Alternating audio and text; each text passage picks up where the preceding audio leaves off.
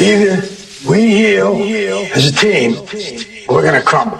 Inch by inch, play by play, till we're finished. We're in hell right now, gentlemen, believe me. And we can stay here, get the shit kicked out of us, or we can fight our way back into the light.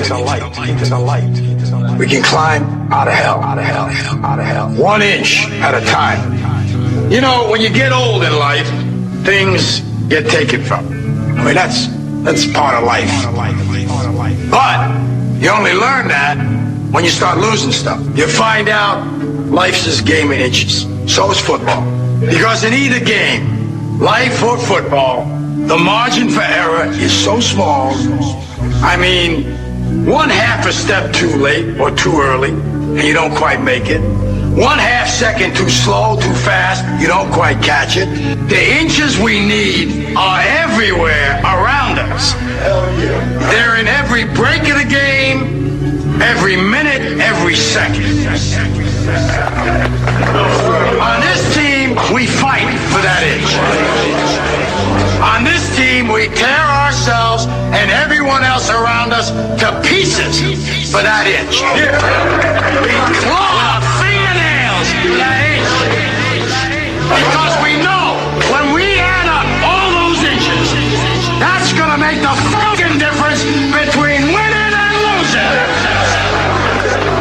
Between living and dying. I'll tell you this, in any fight, it's the guy who's willing to die who's going to win that inch. And I know if I'm going to have any life anymore, it's because I'm still willing to fight and die for that inch. Because that's what living is. There's 6 inches in front of your face. Now I can't make you do it. You got to look at the guy next to you. Look into his eyes. Now I think you're going to see a guy who will go that inch with you. You're going to see a guy who will sacrifice himself for this team because he knows when it comes down to it, you're going to do the same for him. That's a team, gentlemen. And either we heal now as a team, or we will die as individuals. Ideas are bulletproof. Yes, they are. You see how bulletproof they are over on Wall Street? People are coming together, standing up, and in turn they're getting corralled in orange fences, maced, beaten for nothing. They're not setting anything on fire. There's no black bloc people running around kicking stuff in yet. And there hasn't been any fights or anything like that, but the police feel it necessary to beat the living crap out of everybody that they possibly can. Just goes to show you that they are, I guess you could say, less advanced life forms, to put it nicely. It's a shame. These older cops that partake in it are just as, you guys should be telling the younger generation to knock it off. And if they don't just knock it off, then set them straight. Like, there needs to be more than just, guys, stop it, a slap on the wrist. The whole thin blue line crap has got to go. If somebody does something bad, whether they have a uniform or not, they should be held accountable. If I did something, or if anybody else did something, and as a civilian, we would be held accountable. So there's no reason that they're above the law. It doesn't matter that they put on a uniform. The guy that delivers my mail wears a uniform. Does that mean he can go out and shoot people and tase people? No, it doesn't. So the uniform doesn't mean anything, and neither does that badge, because security guards have a badge, but, now maybe they're given the right to shoot people. But, the average mall cop doesn't have arrest powers or shooting people powers or have the right to do that. So just because they're a police officer doesn't give them the right. I don't care. They need to behave themselves better. And people need to back up the protesters on Wall Street. If you're listening, go out there. If you're in the vicinity, go there. Help them. Take photos. We need to bolster the ranks. Help these poor people out, because they're out there trying to prove a point. They're out there at least taking a stand against the scumbags on Wall Street. The mainstream media is not covering it. They're getting the living crap beat out of them, tased, women getting maced for no reason, and then the little pussy cop macing them and walking away, because that's what he is. I mean, it's ridiculous. See, the actions by the cops like that are what makes all of them look bad.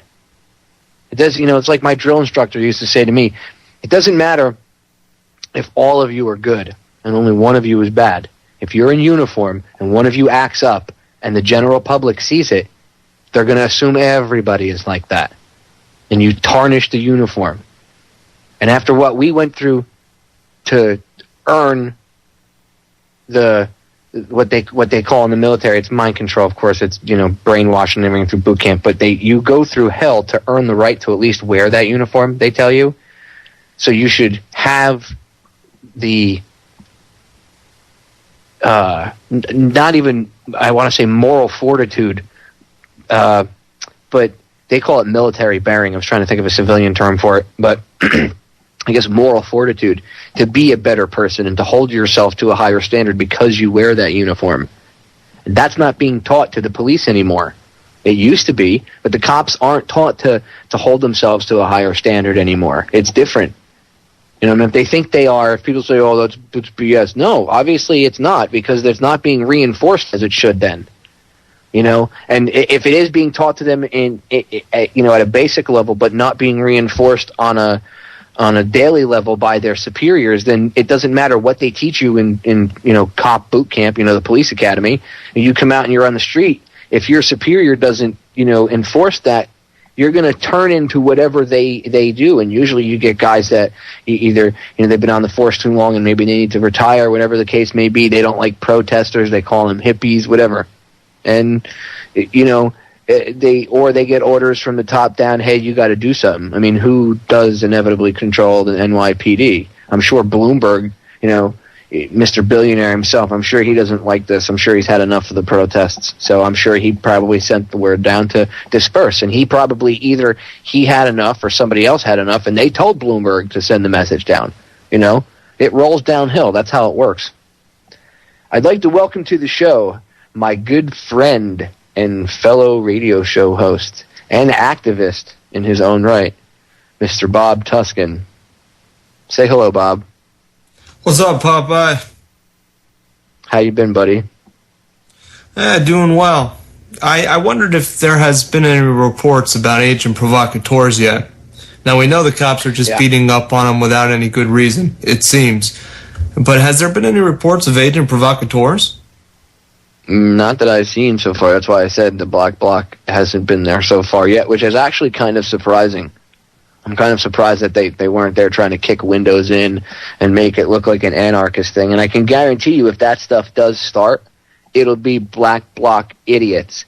And usually that's agent provocateurs. So, and they will probably be Bloomberg's little intel police guys. He has his own little intelligence division, his own little special division. And those are the ones that go out of state and do, follow people out of state and stuff, even though it's, they're now out of their jurisdiction, doesn't matter. So it wouldn't surprise me if a couple of those guys dressed up in some black jeans and some black hoodies and put a, bandana over their face and started kicking in windows or lighting something on fire. But you haven't even seen that yet, and the cops are out of control. So, where's freedom? Where's freedom of speech or the right to assembly? I thought this was the United States of America. Oh, no, it's not. It's a Nazi police state. Actually, it's more like a cross between Nazi and Soviet style. That's the one thing people don't address is the Soviet style, the way the United States is turning into. Charlotte Iserby talked about that. She said that they were going to literally switch American and Soviet culture. Reagan and Gorbachev talked about this back in the 80s. And if you look at Russia today. Look at Putin. He's running around Russia like today. Well, not Russia today. The good call. Putin. He's running around like John Wayne without a shirt on and like hunting and trying to be the man's man. Wasn't he and Bush's stuff. best bud? Yeah, they were boys. And this is. I mean, they would hang out. You remember? They're all that? boys. Oh yeah. They're all just like we they're hang all out. buddies. They hang out too, huh? Oh yeah, dude. When they say look, the Clintons and the Bushes, look when people are like they hate each other. Yeah. George Bush Sr. calls Bill Clinton his other son. They go on vacation together. He hates him. Oh, it's all pro wrestling, folks. Oh, dude, totally. You and I could come on the air and be like, I hate Bob Tuscan, I hate Popeye, blah, blah, blah, blah. And then behind the scenes, we're like, yo, want to go get drinks on Friday when I'm in the area? Yeah, whatever, fine, cool, let's go get dinner, we'll go hang out or whatever. That's the way it works. Except these guys are like, hey, you want to come over to my house? I have a private helicopter. Or how about this? Hey, you want to come meet up at the Bohemian Grove? Got some... Exactly. We got some people we want to sacrifice. We got some Babylonian deities we want to worship in the woods. Oh, Minerva. The owl's name is Minerva, by the way. Just so people know. It's a little bit of a mix up there with names. It's not Molech.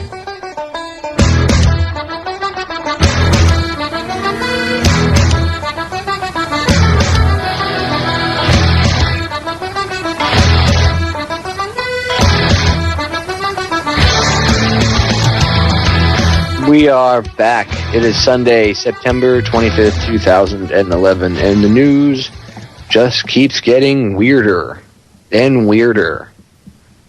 And the police state just keeps growing and growing. Bob, you had Chris and Cherie on, I believe, the other day, and they were giving you a report from Denver. What's going on over there? What did you learn about they're doing over there? What the hell's going on over there with all these drills and everybody flying into Denver International? What's going on? Well, it seems that all the powers that shouldn't be are headed to Denver. Now, many of your listeners know of the underground facilities at the Denver airport, and it's been speculated that Barry Soetoro and crew, including a NASA delegation, will all be headed to those underground bunkers, seemingly right in line with the one and only Elenin alignment. And I don't know very much about the Elenin stuff, Popeye, to be honest. Although we go into it occasionally, it's not something that is a huge priority for me. I don't like to make predictions as to, major Earth changes or whatnot, although I like to be aware of these things. But at the end of the day, I say to myself, well, rather than sit here and say, well, is it going to come? Is it not going to come? We should just get prepared. So that's what I spend a lot of my time on is just preparations. But what's going on in Denver consists of all these different powers that shouldn't be headed there. And in addition to that, yesterday or the day before was a major drill, a major terror drill. They were involving several agencies, Department of Homeland Security, all the usual suspects, in Operation Mountain Guardian, or what was it? Yeah, Operation Mountain Guardian is what the name of it was. And there was all these mock drills taking place at schools, at hospitals. There were staged incidents. There was fake blood. All this hype, really, and graphically telling drills. And a lot of people wonder, are these drills for the police and for the military, or are they for us? And to use these drills as a show of force, as a show of sort of trauma-based mind control, if you will, on a smaller scale. It doesn't seem like these drills are necessary. They've only become necessary because of false flag terrorism. And something that is very scary about this is whether or not these drills go live or not. As we saw with 9/11, the drills go live. The people involved with the drills don't know, is this a drill or is this not a drill? And next thing you know, we're in the middle of a huge, I'm doing air quotes, terrorist attack. Okay, so it's very scary whenever we have these, and we were following it very closely. Turns out it was just a drill and a big show of force, and possibly a show of things to come. I think they use a lot of this stuff to precondition people too. Get them used to seeing all this hustle and bustle, and then when something happens, it'll be almost like, oh, that's normal to see them all evacuating into this underground bunker, and hey, we'll just hang out here and whatever the case may be, And personally, I was talking with Chris Gio about this, and Cherie on air last time. I think that we discussed this actually the last time we did a special broadcast. You were on with us. It was yourself, Christopher Everard, Chris, Cherie, and myself. And he brought up the fact that he thinks that the element stuff is being pushed as a way of, not only disinfo, but like fear, to help ramp up that whole fear level and just to keep people on their toes. And then it gets people, oh my God, it's a comet. It's, people are worried about if it is real and it is coming by, whatever. But the danger maybe of it is being ramped up, just like, I can't remember her name, Dr. Carol Rosin talked about, where, von Braun told her that they would use, there'd be there was like 5 ways they were going to bring about the weaponization of space. And first it was the Russians, then it was the terrorists, then it was rogue states, then it was asteroids, and then it was going to be alien invasion.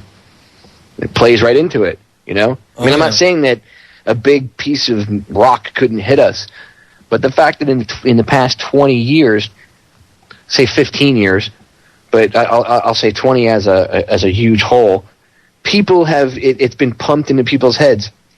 Independence Day, Deep Impact, Armageddon, alien invasion and big asteroids hitting the planet. And then every time you turn on Discovery, there's a new special on asteroids, comets, we're going to get taken out. And then it gets, there is controlled opposition on the internet, that. So they could easily spread disinfo.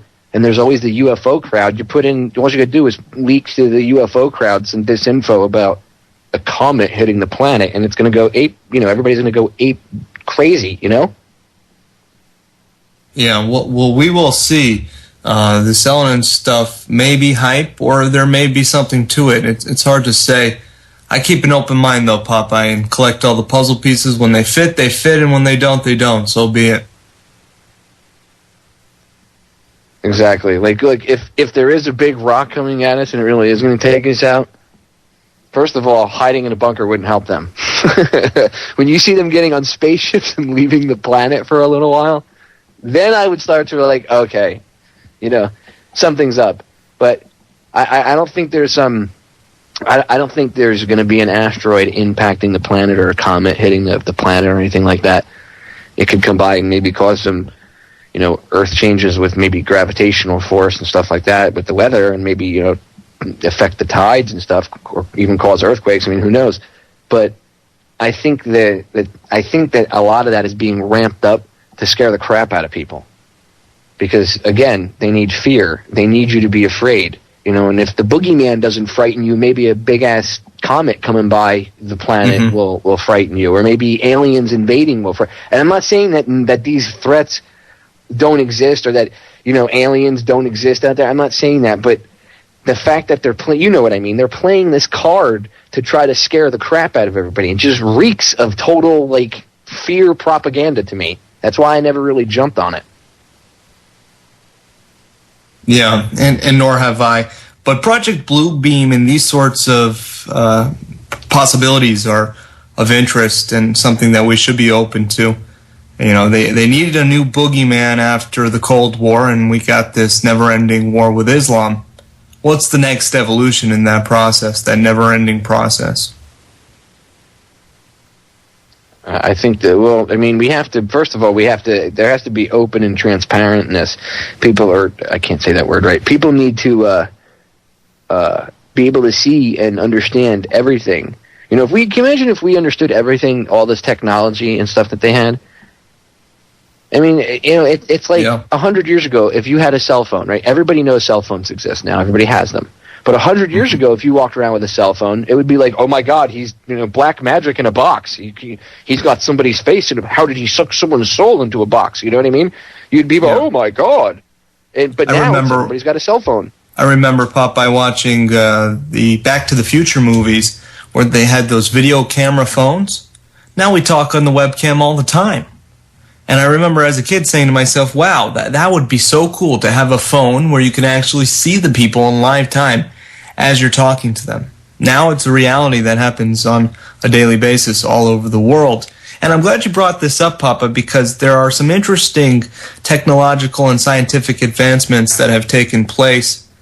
Did you hear about the neutrinos that they found that they're saying may be moving faster than the speed of light itself? I heard about that, but I really didn't get into it. What's the deal with that? Oh, you know what? You're going to have to wait. George Bush is cutting you off. What a rude prick. Malicious F you, George. to shift the blame away from the terrorists themselves. See, right now he's telling us not to believe their flimsy, crappy story about 9/11. People are always asking me, yo, Rude bastard, as always. Cuts me and my guest off. We'll be right back, guys. Stay tuned. And I say both. As I continue to blame the Knights Templar and the Hospitallers, the real reason New York lost their towers. Don't sit back or hesitate to react to the impact. Many taking a nap.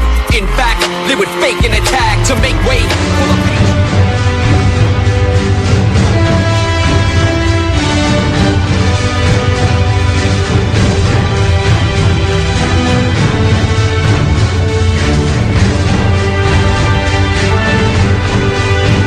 I'm sitting here watching the troll hunting take place in the chat room. There's always a moron, isn't there? Either they come in the chat or they call up. Always a troll, but you know what? Can we take some calls tonight, Popeye? Oh, I'm sure if we take calls, I'm sure we'll get trolls. But yeah, maybe we'll take calls second hour. I love to hear from people that disagree with me. I love it. But we're not going to take any phone calls the first hour. I can tell you that right now. I don't have any time for it right now. Maybe the second hour. But I will tell you this. Anybody that calls in, if you are disrespectful, I swear to God, I don't play that game. Okay, I'm not kidding. I've ejected people when the trolls call up. I don't put up with it. You'll get ejected in like a second and a half, so don't even think about it. There won't even be enough audio for a YouTube clip, numbnuts. So don't call up and try to be disrespectful to my guests. I don't like that stuff. If you guys don't like my guest, I don't care. That's your personal opinion, but don't call up and be disrespectful to him, because I'll tell you what, I won't tolerate it. It's just, this isn't a game. If I have Bob on, you're wasting my listeners' time. So, you know, if I have him on, I want the listeners to be able to hear what he has to say, and you're wasting my listeners' time by calling up and being dicks. So don't try it, because it won't be tolerated. You think Bob ejects people? Watch how fast I cut you off. End of story. Now, Bob, getting back into the whole Wall Street thing, because I think this is really important. A lot of people are not paying attention to what's going on, because there's only, I'd say it started off with like 1,000 people, and now it's down to a few hundred. I think people are kind of, there's the hardcore supporters, but a lot of people are giving up. There's not like too much coverage of it.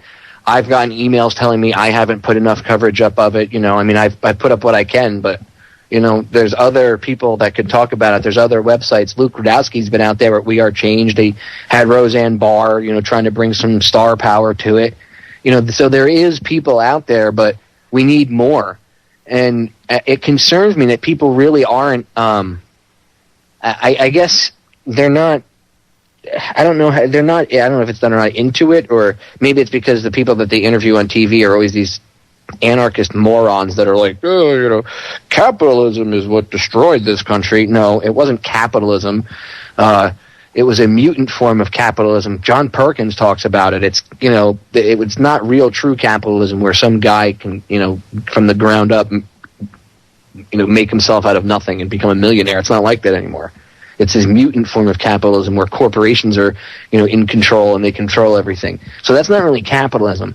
But the only idiots the mainstream media chooses to interview, if they do go out there, are these morons that are anarchists and stuff. So, I mean, I'm sure a lot of people are probably like, well, they're dumb liberals or blah, blah, blah, blah, blah. So, you know how it is, Bob. There's always infighting and division. So somebody would probably say, well, I agree with them occupying Wall Street, but they're not the right type of people, so I don't want to go down there. You know, I wonder if that has anything to do with it. Well, there seems to be all sorts of different groups headed down there, including many truthers, which are a unidentified part of the demographics down there. And I've seen that Alexander Higgins, popular blogger, is now down there and trying to document what's going on. He had some great video footage of a Department of Homeland Security bio-response team standing by in record numbers down there.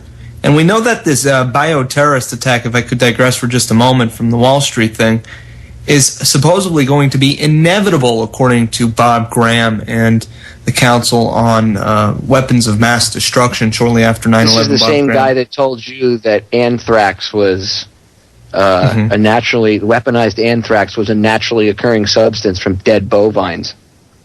Right, just naturally occurring. They happen to find it tracked back to Fort Detrick, but natural occurring bovine at Fort Detrick, I guess. But Bob. the biohazard threat is still a probable one, more so than a nuclear false flag, if you will. They have been pushing this idea of a nuclear attack, and it's been rumored throughout certain intelligent connections that the false flag, the next big one, will be a nuclear attack. And we have members of the CNP, the Council for National Policy, with Ashton Carter, our new second in command at the Department of Homeland Security, who talks about this possibility of a nuclear terrorist attack. Well, the reality of the nuclear threat is that there are only so many nuclear bombs and that they're easily tracked and they all have a barcode on them. And I said to myself, well, that makes sense. So they can track the nuclear weapons. But then something came to mind. Do you remember the story of nuclear bombs going missing several years ago, Popeye? Yep. Did you hear about that? And they all got accounted for except for one. There's one that's been missing. And there's it's in that the hands one of missing this nuke. quote-unquote rogue network. What about all the suitcase nukes? What about all those? Remember all those from the 80s and all the stuff that the Russians admitted went, it disappeared when the Soviet Union collapsed? What happened to all that stuff? Where's that? Well, it all disappears, Popeye. It goes into the ether, into the black hole. So whether or not it's a biological, nuclear, or a fake alien invasion, I think the chances are high that we will see more of this false flag dialectic in our lifetime. I would say so. They're pushing it. And they keep saying, dude, when you hear these guys say it's inevitable, look at Rumsfeld. Remember right after 9/11? It's inevitable. We're going to get attacked again. Really? Thought you couldn't tell the first time. How do you know we're going to get attacked the second time? Now you know, right? Sure. See, that's them threatening you. That's them subtly saying either you do what we want, or we're going to light one off. And I honestly believe that they are capable of doing it. 110%. They even set a time frame for it, Popeye. They went as far as to say, well, it will happen, and it's going to happen between these 2 years. So they set up a time frame for it. They told us it was going to be inevitable, and then they tell us the time frame in which it will happen in. I'll make a quick I almost want to say prediction, but if it happens, I wouldn't be surprised. I'll say it that way. I wouldn't be surprised if it happened in Chicago, and if it wasn't based out of somewhere like because Silverstein owns it. You got Rahm Emanuel as the mayor. I mean, you couldn't ask for a more, mobbed up situation. You can talk about total control. They could do anything they want in that city. That's a scary thought. It is, and that's a high probability that we've talked about before, Popeye. We released a video on our YouTube channel, Not For Sale, the number 2 NWO, about this a while back. I think you were involved in that, and there's a lot of information about the Willis Tower, which is the new name for the Sears Tower, owned by Silverstein Properties, that makes it a very likely target. Just Chicago in general, being that our president's from there, and that his good friend Rahm Emanuel is the mayor. It seems like that might be the obvious choice, but let's hope not. Now, a while back, when they arrested these guys from Little Haiti in South Florida, these black guys with dreadlocks, and they accused them of being a part of this major terror plot, do you remember where they said that they were planning on attacking, Popeye? Didn't they say they were going to attack in Chicago, the Sears Tower? That's correct. Isn't that what they were going after? That's exactly what they said, Popeye. So Liberty City 7 or whatever they call them? The Liberty City 7, that's right. So you know that those guys were not the big kahunas that we should be worried about. And it turns out that, what were they, mentally unstable and so on? Yeah, they were all like, I think the highest IQ in the group was somewhere in like the 80s.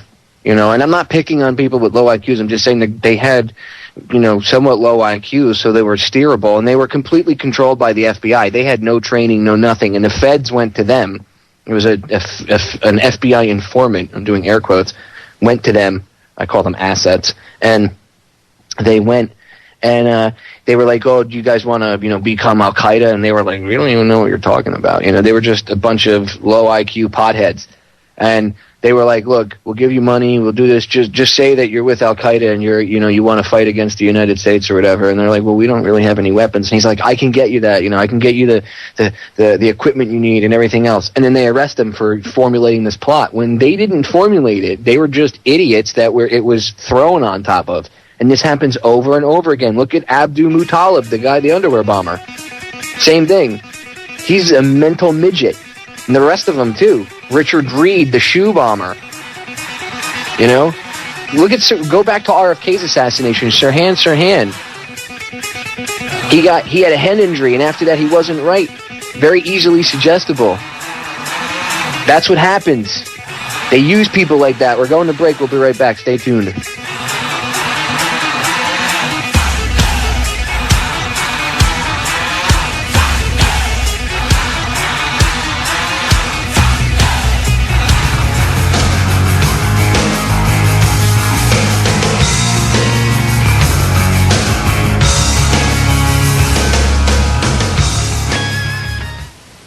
I hate that the bumper cuts off right there, like the best part of the song.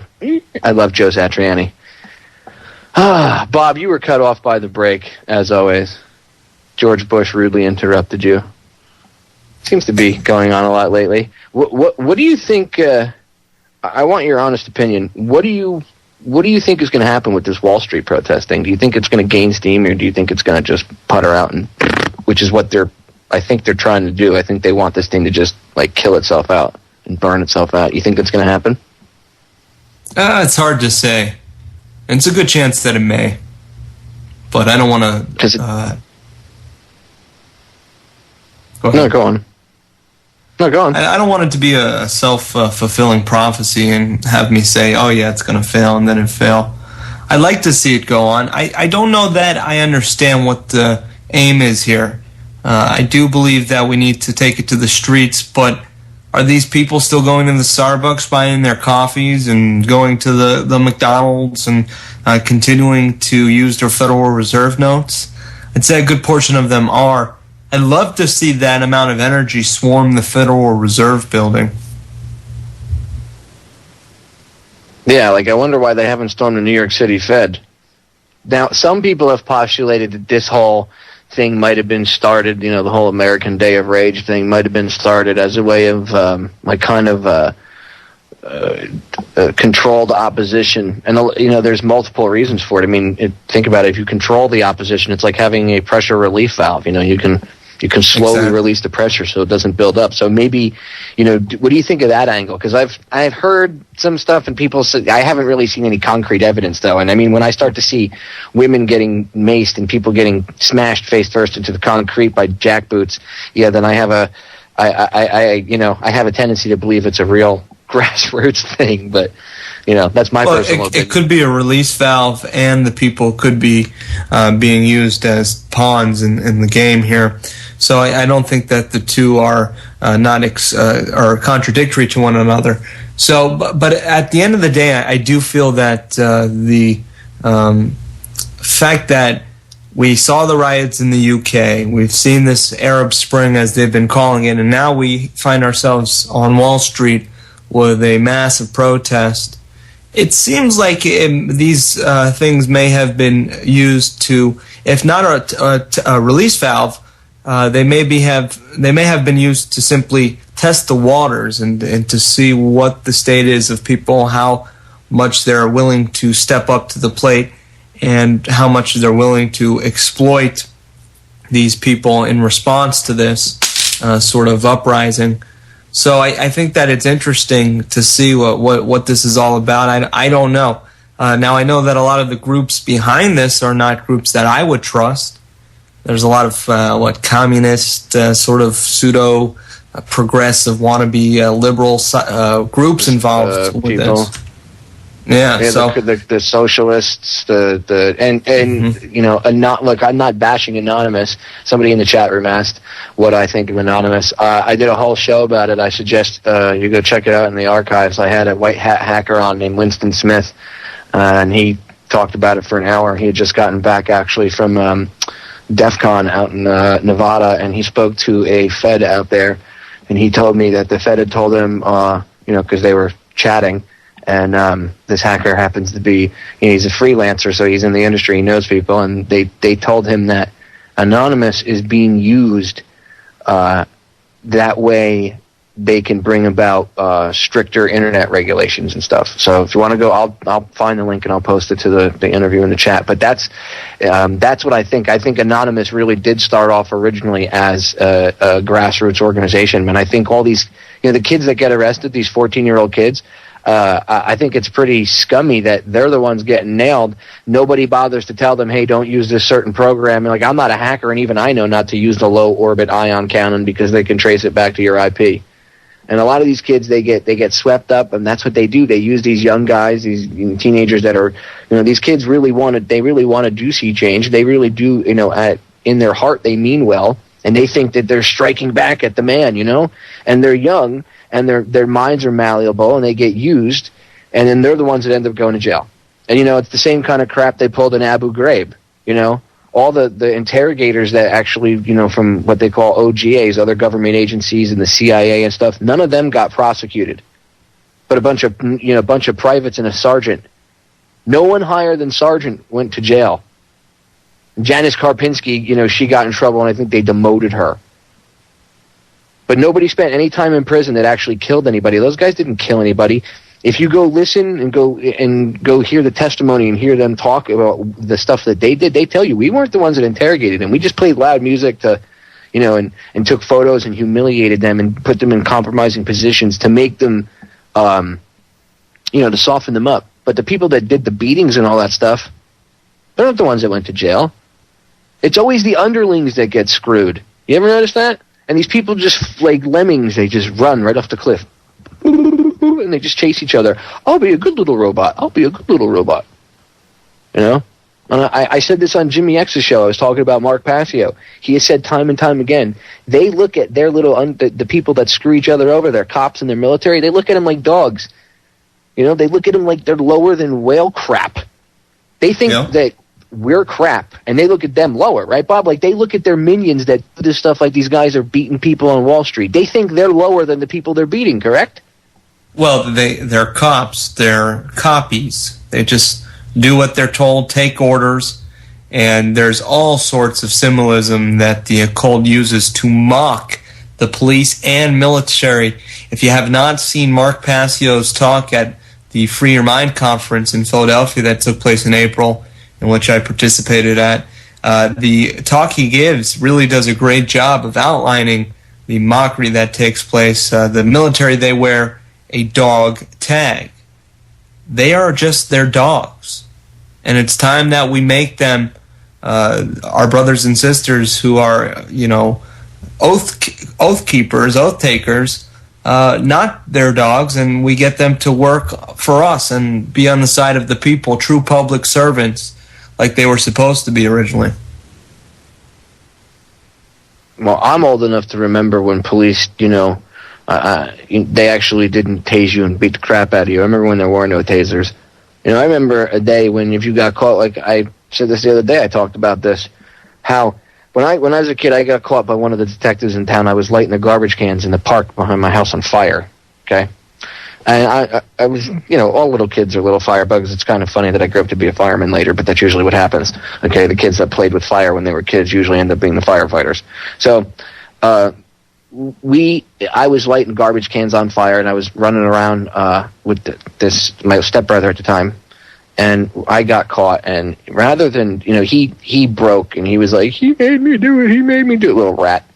And the cop knew my mother. So he said to me, I'm not going to take you to jail. I'm going to take you home. We were only a block from my house.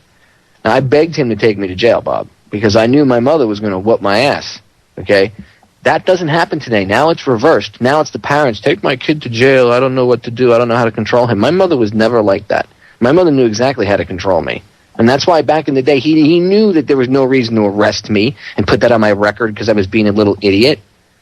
You know? He knew that it was just stupid to do, you know, I was being a dumb kid. And he did the appropriate thing. And I got my mother whooped my ass, and that was it. I didn't do it anymore. Okay? But it wasn't him. It was the whooping I got from my mother. You know, I mean, I didn't like being in the back of the cop car either for like 20 or 30 minutes. But the point is, he didn't arrest me. He wanted to scare the crap out of me, is what he wanted to do. He was never going to arrest me. He just wanted to scare the living crap out of me. And that's what he did. And, you know, he didn't need to put me in jail for the rest of my life or mar my record forever. Now, they just beat you. You know, the stuff that I did in high school, I look at kids now, I see these kids getting arrested for drawing on a desk. I'm like, Jesus, I used to light off fireworks in school. You used to flush cherry bombs down the toilet. You know, this is the stuff that we used to do in high school. When we got in fights, there were like riots, you know, 30, 40 people involved in a mass fight. That's the kind of stuff that used to go on when I was younger. Now, that kind of stuff, I mean, and I'm not saying fighting is good or flushing cherry bombs down the toilet, but that's teen mischief, you know? And now teen mischief is just viewed like terrorism, right? I never did any of that, Popeye. I just would read books and study. Yeah, okay. I did. Why did I not believe that? Well, I believe you read. I tuned into read my too. show. I read, but you know what was one of the first books that I read, Popeye? Let me share this with you. The first book that I read, you know, and the first full book, and not full book, but the first adult book, I should say. I was in the 5th grade, and I read 1984 by George Orwell. For some reason back then, it fascinated me to the point where I had to read this fairly complicated book at the time. And, well, it's 2011, folks, and not much has really been too different from what was talked about in that book. Did it freak you out when you read it? Yeah, and it made me aware that, hey, 1984, well, maybe they got it wrong by a few years, but here we are. This is Sparta! Leonidas is going to cut you off. We're going to the top of the hour break. We'll be back in about 6 minutes, so stay tuned. More Down the Rabbit Hole with myself, Popeye, and my good friend, Bob Tuskin.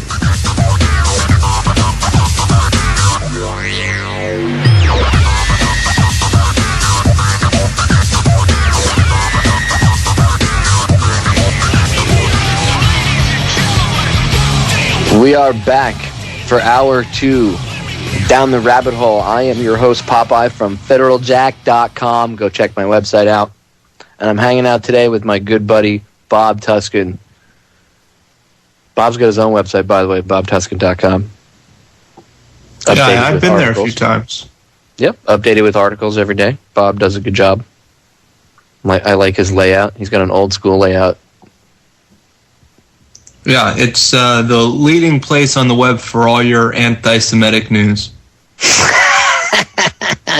Yeah, the ADL doesn't like you.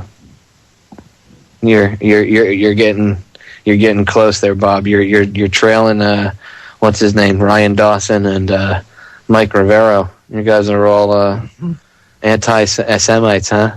You guys are on like the ADL wall of fame. We're gonna start our own anti-Semitic kibbutz. Some people are probably like, Bob's really anti-Semitic. No, Bob's a Jew, but Bob gets labeled anti-Semitic. As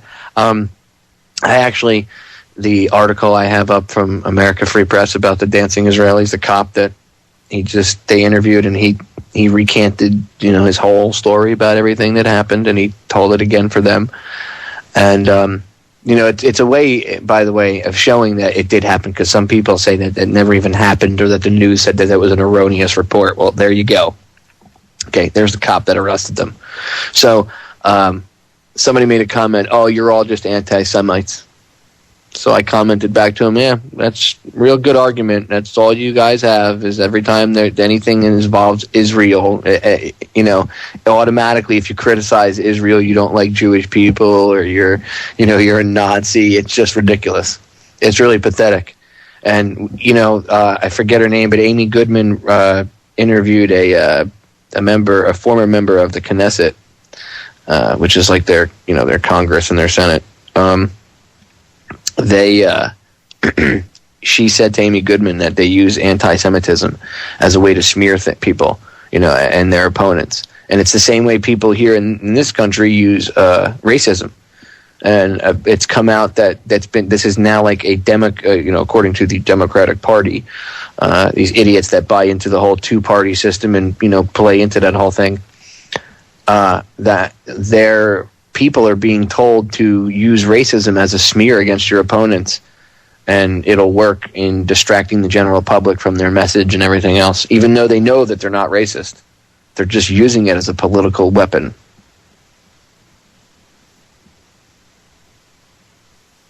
And I think Bob actually experiences that a lot. I know I do. Oh, yeah. I certainly do. Well, dude, I don't, I've had people, this is how you know that they've never listened to the whole show or whatever, when someone will say, oh, you're anti-Semitic, and I laugh, and I'm like, really?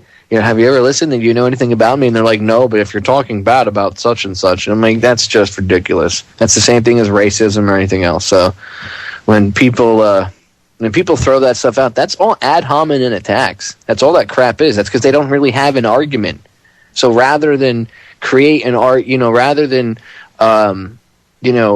try to defend their position because it's not strong, they'll throw ad hominem attacks at you, and then sometimes they actually create a straw man argument out of it, like this whole racism thing, and then they can attack the straw man argument, because the straw man argument is a weak, crappy version of the real argument, which they know they can beat the straw man argument, so they attack the straw man argument, and then therefore in anybody's eyes that is watching them, they get this perception that, oh, they've won the argument, when in reality they never really argued the original point to begin with.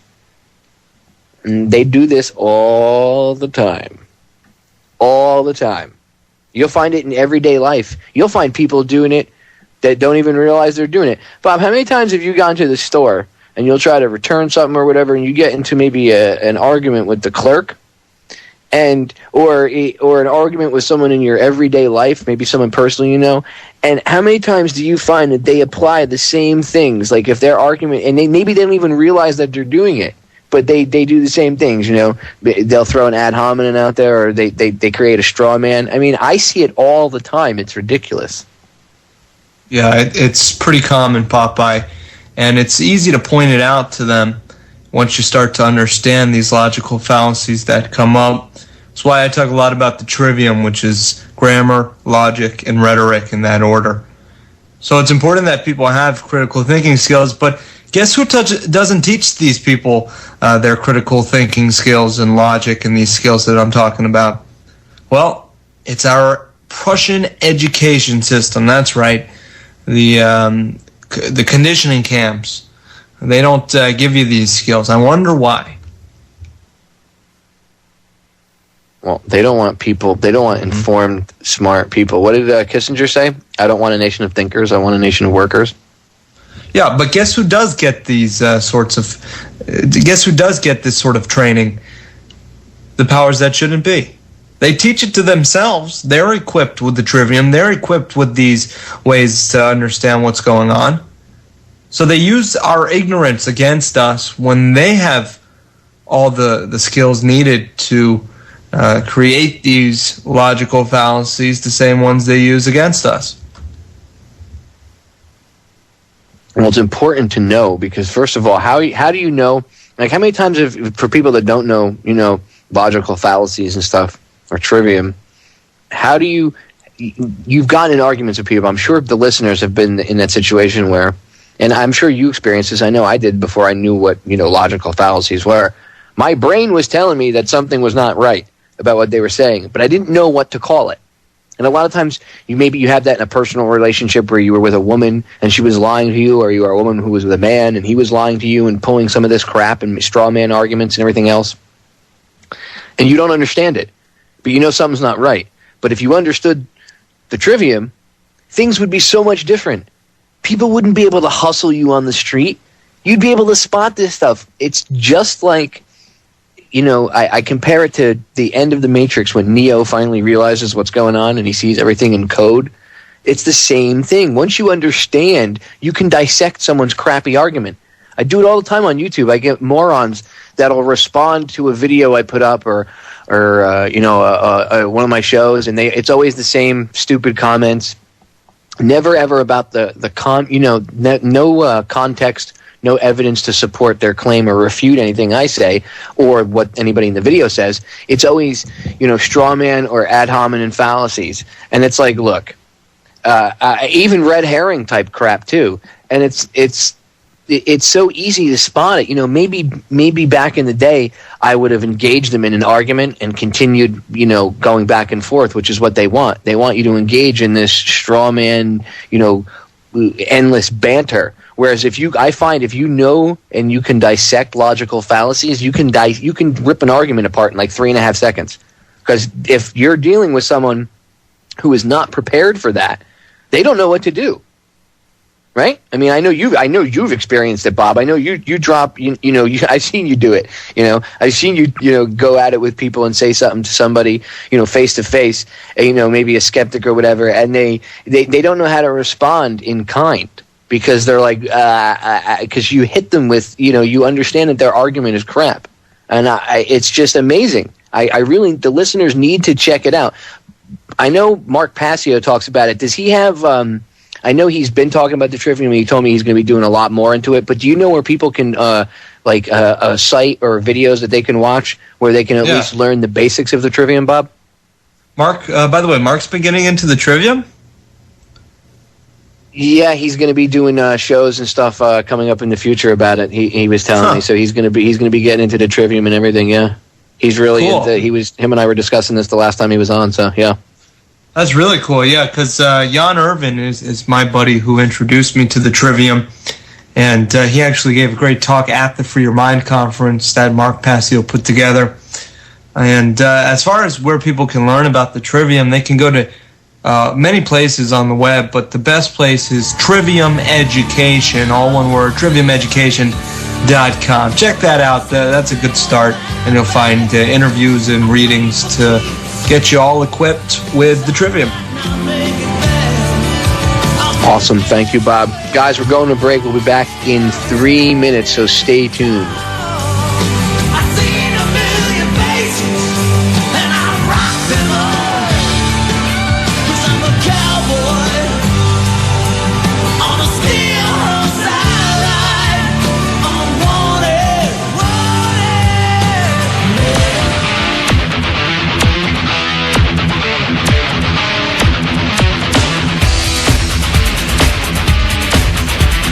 We are back. I want to answer to a comment really quick. It's in the chat room.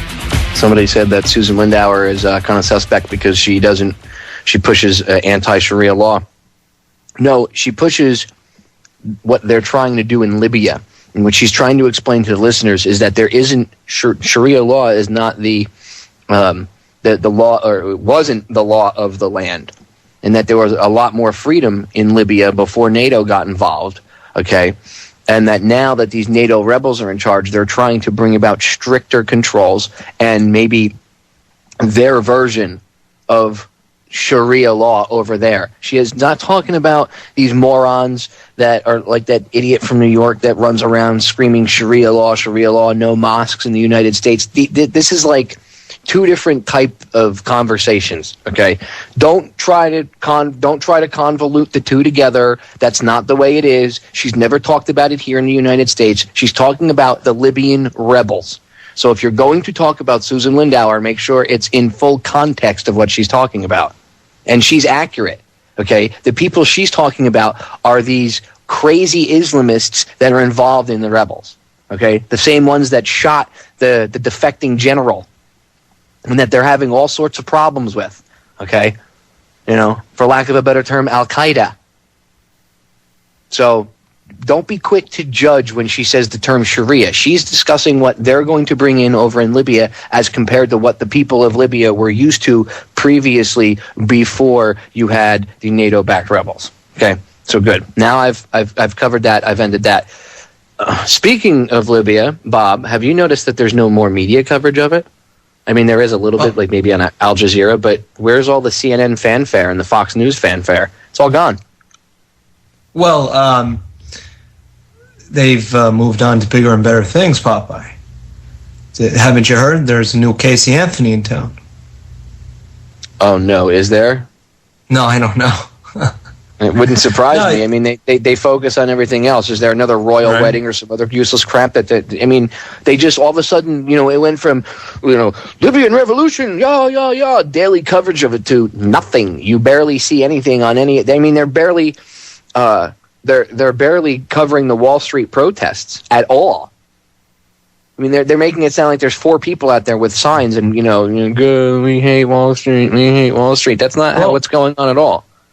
Popeye, should we call CNN about that? I mean, we should give them a piece of our mind and tell them, well, they should really cover this stuff. Yeah, as I said to you earlier, I called them the other day, and they were quite actually nasty. So I wonder what they'll sound like. I wonder. Give them a call. You have the phone number by chance? I'll get it up in a moment. And while I do that, why don't you tell me if I make a deal, you get me that phone number, and we'll call them live on air, and we'll ask them how come they're not covering the protest like they should, because they should be covering it. I mean, regardless of, and I agree, some of the socialist groups and stuff that you talked about that are down there and stuff, but the point is it's just, it's not even being covered at all. Like, it's not even there, which is, come on, if they're not covering it, there's a reason they're not covering it. The only thing they did show, I will say, Fox News showed a 30-second snippet today. Cops arrested such and such protesters at Wall Street today, and they had to use they had to use mace on some unruly female protesters. But the females on the other side of this orange fence. And then, of course, now it's because the video got out of them getting the girls getting tased or sprayed with pepper spray, rather.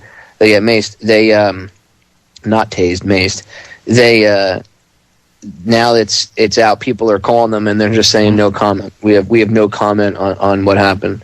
Oh, so you have no comment that your officer just randomly tased? I keep saying tased because I'm so used to seeing people tased. Randomly maces a female for no reason. I mean, if I did that in the street, I saw that footage. If you and I were walking down the street, right, and you were with your girl, and I maced the 2 of you, right, wouldn't that be assault? Wouldn't you guys be able to press charges against me? I'd have to say yes. You're absolutely right. So but what the hell's the difference?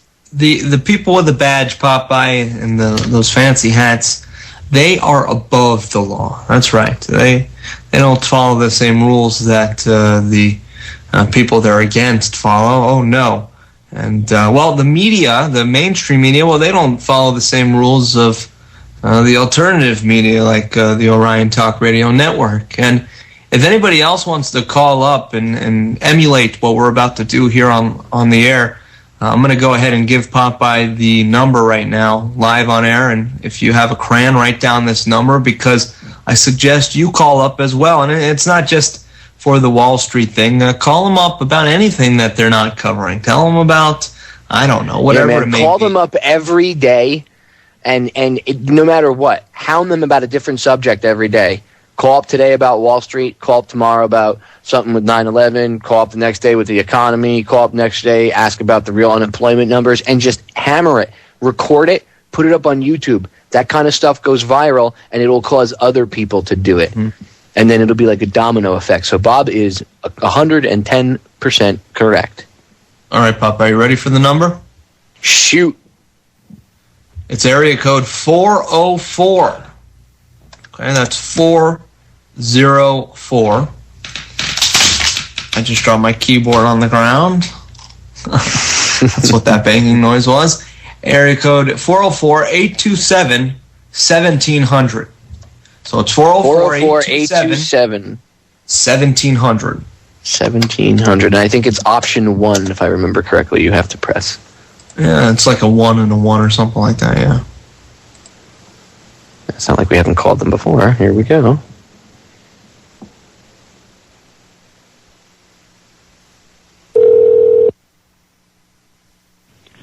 Thank you for calling Turner Broadcasting System Incorporated, the world's leading provider of quality cable programming. Guy's a eugenic scumbag. If you are calling with a news tip or breaking news for CNN.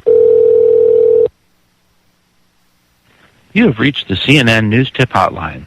Please be advised that any non-news tip call to this hotline will be disconnected in order to keep this line free for news tips and breaking news. Here we go. To speak with our news tip team now, please press 1. If you selected this, all calls are monitored and recorded for quality assurance. Thank you for calling, and Yes, please they hold. are. Calls are answered in the order in which they are received. You have reached the CNN News Tip Hotline, which is staffed 24/7. You are hearing this message because our news tip manager is currently handling... CNN, what's your breaking news? Yes, hi, this is Bob Tuskin and Popeye from the Federal Jack. And we have a news tip for you guys. Now, by now, I'm sure you've heard of the protest on Wall Street, correct? Correct. And we have been covering it.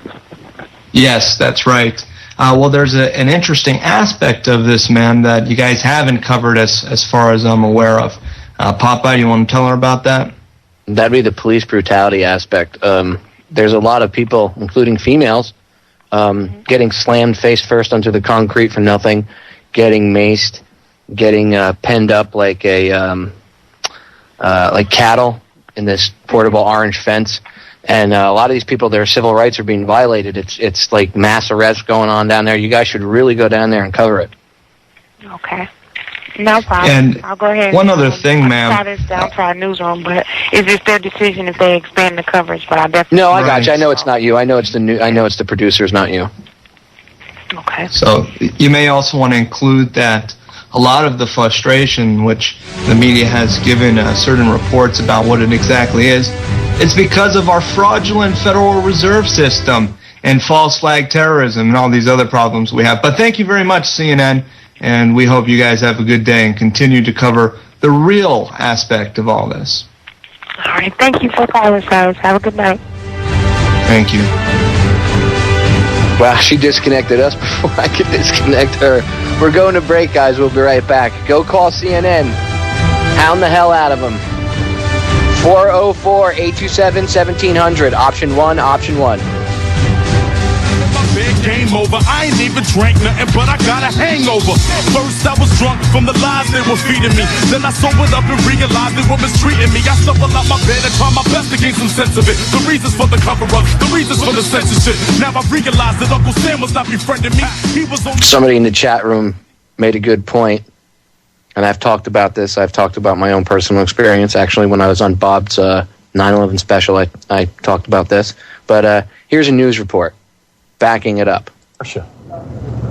Well, you know, Todd, it's really an amazing thing. Most of New York City's rescue operations and their police and fire departments have been concentrating their actions down in Lower Manhattan, where the two planes hit the two towers of the World Trade Center. But some very intelligent and aggressive cops also stopped another terrorist attack from happening on the George Washington Bridge. CBS 2 has learned exclusively that 2 men are in custody tonight after being arrested at the George Washington Bridge with an entire truckload of explosives. Now, I'm told that those explosives could have been enough to blow up the entire span and all the cars and the people that were on it.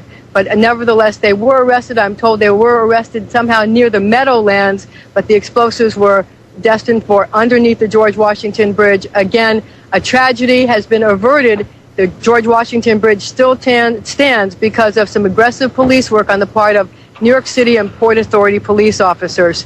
It's really an amazing story, and amazing how they were able to actually apprehend them. Marcia, any idea on the timing of that? Is that something that just happened, or was that supposed to occur? Do we have any idea earlier in the day today? Well, I don't know the timing exactly. I know that there was police and Port Authority police on the scene, but I can tell you that as recently as 15 minutes ago, Police Commissioner Bernard Carrick was talking about it, telling the mayor about it with a great deal of pride. So perhaps this did not happen that long ago because they would have discussed it earlier today. I know this information is just... And this was at nighttime. This is about 11 o'clock at night, this news report. On in Manhattan today, as well as in Washington, these police managed to stop this truck and avert this kind of disaster. Any tips that they gave you? Well, here's the thing. As you know, when New York City goes into a full security alert, the first thing that they do is they look at the bridges and tunnels going into New York City because they are regarded as major potential targets. They look at the Holland Tunnel, the Lincoln Tunnel, and the George Washington Bridge, and also to a lesser extent the Brooklyn Battery Tunnel and the Midtown Tunnel. And they're looking at those tunnels and they're trying to prevent anybody that looks suspicious from going across. Apparently what happened in this case is that you had two people in the truck who looked suspicious. Police gave chase. They stopped the truck. They found an entire truck full of explosives, and they arrested them. Those two men and their explosives are in police custody tonight, and another tragedy has been averted. Marcia, thank you for that report, Marcia. And Marcia, one last quick question. Any idea why they were wearing yarmulkes and dancing the hora? Is there any reason why they were card-carrying Mossad agents? Yeah. I posted this video on I think it was Twitter, or the link was on Federal Jack, but I sent it out via Twitter, and our good friend over there, the skeptical idiot, he put it in one of his things, and he said, even though this story has been widely debunked, and they aired a later piece saying that this news piece, this quick, and he said he referenced it like a quick 30-second news piece or something, and said that it was a wrong report. Yet it's like almost a 3-minute long report on CBS News that night, right? And I independently verify this because I've told you the story. Now, you heard what she said. The key thing, where were they arrested? By the Meadowlands. What have I always said about where they were arrested? Right on the other side, right over the GWB, right by where 95 splits and turns into Route 80 West and everything. And if you trace where that is in comparison to where the Meadowlands are, that's not too far up the highway from where the Meadowlands Arena in Giant Stadium used to be. And Giant Stadium was where I said they had us all staging. Right there in the parking lot, Giant Stadium and around the Meadowlands. I was there when they arrested those guys. I heard it in the radio. So for somebody to tell me or to put out and say, oh, this has been debunked, this didn't happen, I heard it with my own 2 ears. So you're going to have to tell me that I'm a liar. You have to call me publicly a liar and say that I didn't hear it and that I'm making it up for some odd reason. Well, you know what Popeye, I mean? that was all in your imagination. There was a lot of trauma that day, and we can see how it's easy that you may have hallucinated this. But going back to some more of a in-depth look at this, I had Ryan Dawson on, as you mentioned earlier, and he recently did a piece on this whole ordeal. He brings it all the way back to Israel, and one of the people that was mentioned that we've kind of forgotten about is the police chief during 9/11, who was Bernard Carrick, right? You remember him, Popeye? Oh, yeah. And he went to jail later, mind you, as a felon. Uh-huh. Well, Bernard, turns out, guess where he was just a couple months before this all happened? Let me guess. Israel. You got it, Popeye. L'chaim. You hit the nail on the head. He was in Israel, and mind you, this is not too uncommon, though, that people go to Israel. He was also given a huge amount of money from Israel, from what I understand, and there's all sorts of interesting connections there. But listen, Popeye, I'm just a self-hating Jew. I'm anti-Semitic. Don't mind me, okay? Yeah, right. You're a self-hating Jew. You just don't like yourself, Bob. It's very sad. It's very, very sad. Yeah. Me too. Sniffle, Israel sniffle, cry. has nothing to do with Judaism. Criminals have nothing to do with Judaism. Did you ever see the letter from Truman where it was talked about it was, I guess, him signing off on Israel? You know, the creation of it. And in the letter, you know, it's typed out and it's on official government letterhead. And you can just look this up. I just saw this like 2 weeks ago again, but it's Truman signed it. But at the bottom it says a Jewish state, and he crossed out the term Jewish state and put Israel. So that's saying something right there, because he didn't want it to be on paper with his signature that said a Jewish state. He wanted it to label it as a nation state of Israel. Now, there might have been, Truman was a Mason. Who knows, you know, what else, you know, what if there was any nefarious reason behind it. But it even shows you right there that it's not, Israel is not this God-given piece of land. I can't stand when Christians say to me, oh, you know, you're going to burn because, you know, the Bible says that you got to back Israel. And I'm like, you bunch of sissies, you're afraid of burning in some fictitious lake of fire, so you're just going to back Israel because you're, you know, it's like blackmail. If you don't back Israel, you're in the fire you go. That's ridiculous. I don't back first of all, I don't back anybody that kills other innocent people inside of a concentration camp, whether it was the Nazi party doing it to not just the Jews, by the way, and this comes from somebody who had family that was, you know, personally affected by the Nazis, okay? And, you know, the whole, I hate to use the term Holocaust, but I say that I'll call it the Roundup, okay? The whole Roundup, okay, affected my family personally. My grandmother got her face beat in because she refused to watch the guy standing next to her get his head blown off. She refused to look at it, so the Nazis beat her face in with an MP40 machine gun. Okay, so I understand what those people went through, but it wasn't just Jewish people. It was his political opponents. I mean, there was something like, I want to say over 100,000 of the people at the very least, the very first people that were rounded up within weeks of him coming to power weren't Jews. They were political opponents. Yeah, that's exactly right. And mind you, Popeye, that not all Jews were on his you-know-what list. In fact, he had several close confidants that were Jewish. So the Holocaust has been exploited and used to fulfill the Nazis that are behind the scenes creating this false flag terrorism and promoting this state of Israel. Yeah, I find it offensive, dude. Seriously, I find it offensive that they use what my family, but people that in my bloodline went through, my grandmother, you know, her friends, and this hell that all these people went through. I take personal offense to the fact that they use this as an excuse to do the very same thing to other people. I don't care. I don't. No, go on. I was just going to say that I don't understand why the media doesn't cover the Jewish Holocaust. I mean, we don't get enough coverage. They've only made, a couple hundred movies on it, and we only hear about it, all the time? Compared to all the other genocides, you know, including the millions and millions that died in the Soviet Union and died in China during their revolution. The Soviets were worse. Stalin was worse.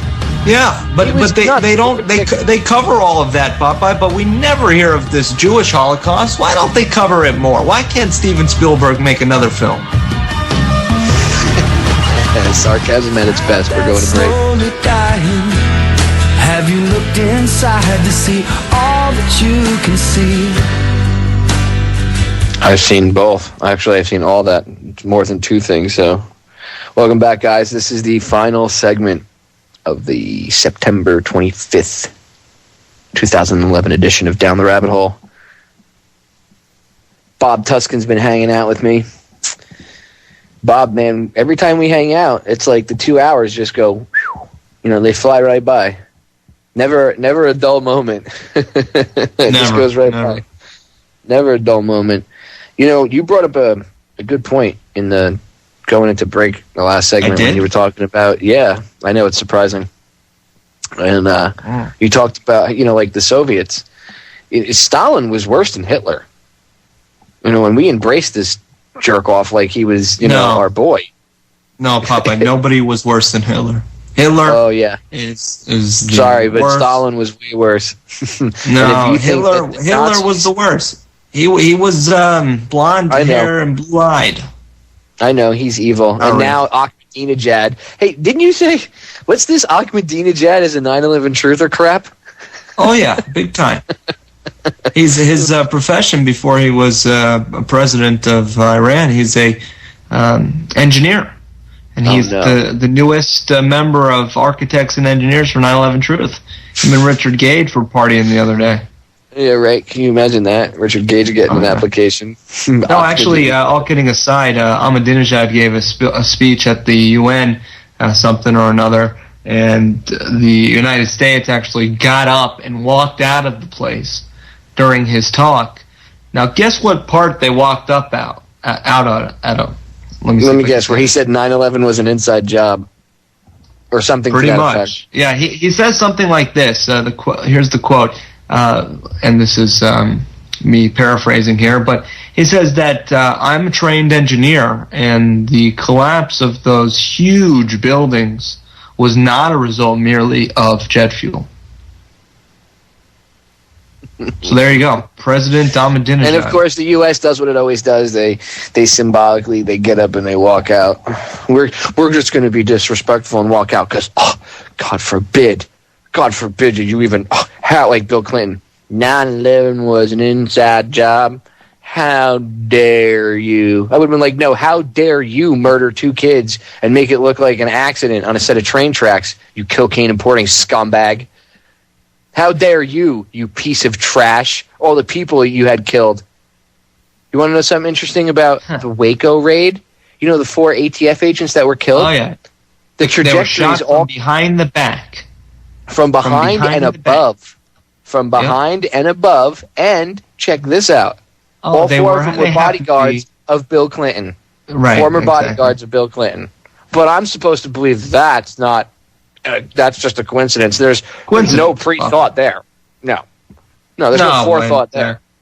Janet Reno is a nice lady. She was evil, dude. She used to be the DA down here. I know. She's from Miami. She's a graduate at University of Miami, if I'm not mistaken. Yep, the drug dealers down here, the big-time drug lords, whoever they are, I don't know any of their names, but they had her on lockdown back in the day when she was... the DA down here because they had photos of her in a limo coked out of her head with an underage girl because, back then it wasn't chic to be lesbian yet. So, she, here you have the DA all coked out with an underage girl in the back of a limo and they had all sorts of photos and stuff of her. So she, just like Hoover, the mafia did the same thing to Hoover. He was a cross-dresser.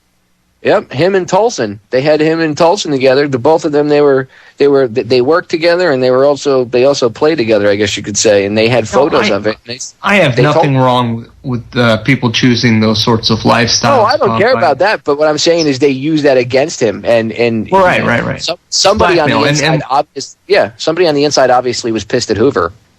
Sure. The biggest form of blackmail they use is the pedophilia that goes on. Yep. And that's the real blackmail that they have that they're willing to use at any point in time. They take photos of all these guys with these kids, and then they say, hey, you don't want this. And they'll go into a dark room, and they say to him, here. And they open up a file folder, and there's 5 or 6 photos of this guy having sex with a 5 or 6 year old boy. And they say to him, do you want this to get out of the newspapers? Because this could be on CNN in an hour. Do you want that? Yeah. Which, if they wanted to, like that, it would be on CNN. And they know this, okay? This stuff is just kept hush-hush. And it's used as blackmail, like you said. By the way, you know who Janet Reno is dating right now, right? No, who? She's dating Napolitano. No, she's not. Yeah. Get out of here. You big sister. Ugh. Yeah, really big sister. One looks like Herman Munster. I know she's got Parkinson's or whatever, but didn't anybody find that very telling when they're sitting there asking her about Waco and she's sitting there all, that they could have put her on medication. Oh, no. But that's kind of like a, oh, look, the poor she's all, the Attorney General's all. This is way off topic here. But I know, but that's what they do. They didn't. Well, she could have taken medication and not gone up there like that. People need to investigate. No, I agree. But let me tell you something funny, real quick. Curb Your Enthusiasm, something we were talking about off air, Popeye. Their season finale, and I do admit to watching that show occasionally. Their season finale was Michael J. Fox, and he kept doing all these things that Larry was, pissed off about. He lived on the apartment above him, and Michael J. Fox would say it's Parkinson's rather, and Larry would say, no, it's not Parkinson's. He's doing it on purpose. And everybody says, oh, Larry, how could you say that? Everybody knows Michael J. Fox has Parkinson's. I guess you have to watch it. It was pretty. Well, no, but it's kind of the same thing that she did. All they had. I remember he went on a TV show. It was a series, maybe it's Oprah or something. And before he went on the show, he had come out and he was, his Parkinson's was in high gear, and it makes you twitch and everything. And you feel bad because I'm sure that's got to hurt or be annoying at the very least, and after even 30 seconds of it. And I'm not making fun of it in any way or anybody that has it, but they admitted that he didn't take his medication for like a day before purposely, so that when he came out, it would be it would be at its peak. Now, I understand if you're trying to get a point across about your disease, you want people to see the effects, but if he's willing to do it for that, who's to say other people haven't done the same thing? Who's to say that if they, if he's willing to do it for a good reason, who's to say the government wouldn't do it for a bad reason? Come on. So I'm just saying it was just a thought that they're trying to cover up the murder of all these innocent people, and especially children and women, and what better way but to it's like throwing out a distraction. Oh, look, the poor attorney general, she's all, her Parkinson's is kicking in. It's always good to offend people at the end of the show, Popeye. Oh, yeah, never at the beginning. I know. Yeah. I think we just did a great job of offending any listener out there that may suffer from Parkinson's. Well, no, I hope not. I hope nobody thought I was being insensitive or anything. I'm just saying, Michael J. Fox admitted that they used it, to get a point across. So if he's willing to admit that they did it for a good reason, and I'm sure that they would have done that, because they could have given her medication so she didn't need to be out there. And if it was acting up that bad, maybe it was karma. Maybe that was whatever divine force is out there coming back to give her a swift kick in the ass for what they did at Waco, because that was murder. People need to go look at that. I mean, if the Waco raid was just clear murder, they could have taken. First of all, Koresh saw one of these ATF agents in the gun shop, the local gun shop, like months before, and he overheard him talking to the guy at the gun shop about him, and he went up to the ATF agent and said, anytime you guys want to come on up, and I'll show you whatever I have, because he was a licensed gun dealer. But instead, they paint him as this, pedophile, like, cult leader, and that he was going to do this raid against police in the town, and he was going to rain havoc and hell upon the earth. Wait, think about that for a second. You know what their number one crime was, Popeye? Their number one crime at Waco, was being self-sufficient. That's exactly right. Well, what was one of the first things they shot up? The water tanks. Sure. We can't have sovereigns, folks. This Freeman movement, these sovereigns, they are the new terrorists. They're domestic terrorists, and if you grow a backyard garden and you collect rainwater, you need to be reported to Janet Napolitano right now. See something, say something. I'm Bob Tuskin, and I do not endorse this message. But don't bother calling the 800 number, because when you call the 800 number, they'll tell you to just call your local police department. I mean, does anybody not see that this is a joke? We've done it. I've recorded calls before for other people that have done it. Yeah. I listened to Bob and one of his guests do it. I did a recording for one of his shows for him behind the scenes, and they tried for, I don't know, a good hour between the DHS, FBI, and all these see something, say something phone numbers. And you know what they kept getting told? Call your local PD. Yeah. So what's the point of having all these phone numbers up? What's the point of calling anybody? What's the point of complaining about anything? There is no point. It's all BS. It's to ramp up fear and to get people to be Stasi little spies on each other. Thanks for listening, guys. I'll be back Wednesday with a special broadcast, commercial free except for the top of the hour. So stay tuned. Bob Tuskin, thank you very much for coming on, and check out Bob's show tomorrow night, 8 p.m. to 10 p.m. Eastern Standard Time on Oracle. I'm out.